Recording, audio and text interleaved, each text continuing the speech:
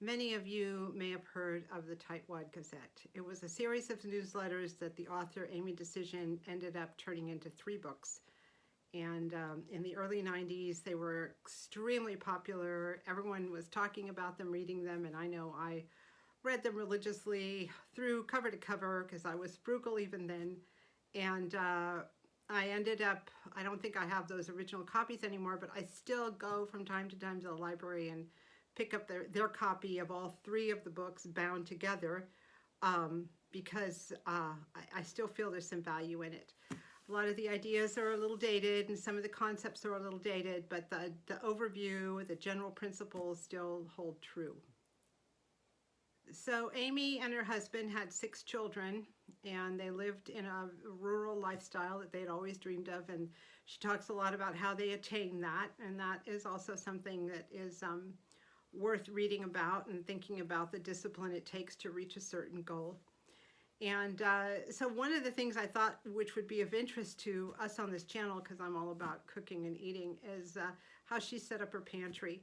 And at the time, the idea of having a pantry, like 30 years ago, I don't know, maybe for people who lived in the country, it was a little more common, but I think people nowadays, after the whole coronavirus and all the things that have happened, much more aware of having a pantry and the value of having a pantry.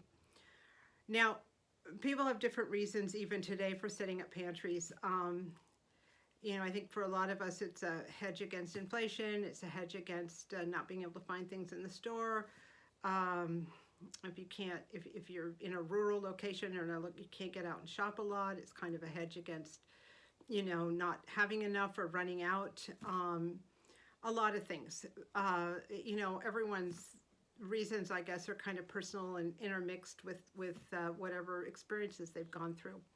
Now, when Amy did her pantry for her family, she did it for one reason and one reason only. It was called the Pantry Principle, and that was to stockpile food at the lowest price possible at any given moment. So if there was a really great deal on chicken legs, then she would buy chicken legs. If there was a really great deal on tomato sauce, and she would buy tomato sauce.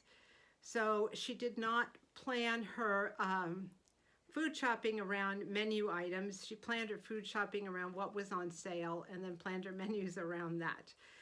She really sat down and she knew exactly what she was willing to pay for any given item and would not pay a penny above that. And the only real processed food she bought was macaroni and cheese, only after somebody pointed out that per ounce it was cheaper to buy that than to actually put it together herself. She did a lot of her own cooking, home cooking, and everything she did was from scratch. So anyway, that was certainly her principle, and I think it's a good principle, you know, as we stock our pantries, to not only think about what we want and need, but also what is the best price to get this at, because we all know what we like to eat. And so, you know, we know when something comes up that's a good price, we're probably going to eat it. So that was basically how she put it together. So I thought it would be fun to read through her pantry list and what she stocked her pantry with. Now, again, bear in mind, she had 6 kids. She and her husband have 6 kids. She did all her cooking from scratch, and they did do a lot of canning and gardening at home. So let's read this and see how your pantry stacks up and if this is a usable list or not. Okay, baking supplies. Baking powder, baking soda, salt, cocoa, yeast, coconut, sunflower seeds, soy flour, eggs, bulk purchase gelatin, cornstarch, vinegar, paste food coloring, and colored sprinkles. For breads, she usually made her own bread, but these are the breads she liked to have at home. Whole wheat loaves, bagels, English muffins, saltines. And she has here in parentheses, actually, we make other breads.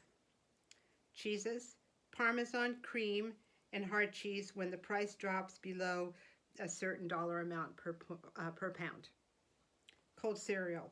Any cereal when the price drops to a certain amount per ounce. Frequently cornflakes, rarely pre-sweetened cereal. Condiments. Ketchup, mayonnaise, mustard. They made their own jams, pickles, and relishes. Fats. corn oil, olive oil, margarine, shortening, no stick spray. Fruits: apples, bananas, raisins, and occasionally other fresh fruits when on sale. Canned pineapple: as it turns up on sale, we grow strawberries and acquire blackberries, blueberries, and pears from a relative.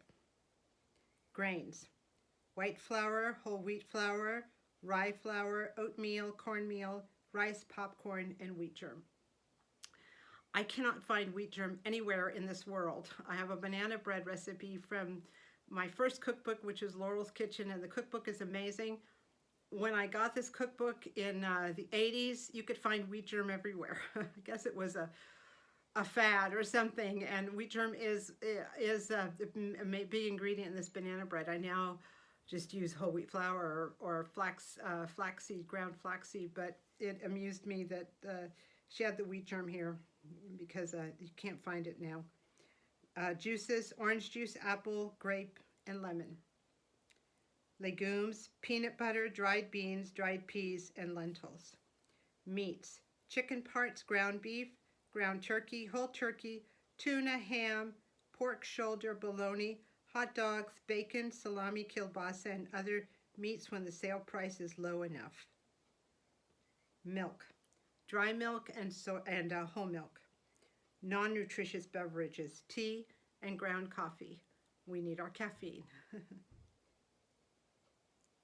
Packaged dinners: macaroni and cheese. That was the only packaged dinner food she got. No Knorrs, no anything like that. Though, in her defense, there was way less of that at that point than there is now. Way less opportunities. Pasta: spaghetti, macaroni, and other pasta when the price drops to a certain point per pound.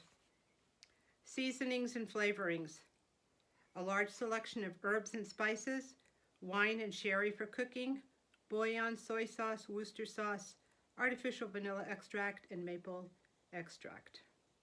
Sweeteners: white sugar, brown sugar, confectioner's sugar, molasses, honey, corn syrup. And vegetables: onions, celery, potatoes, frozen French fries, instant mashed potatoes, tomato paste.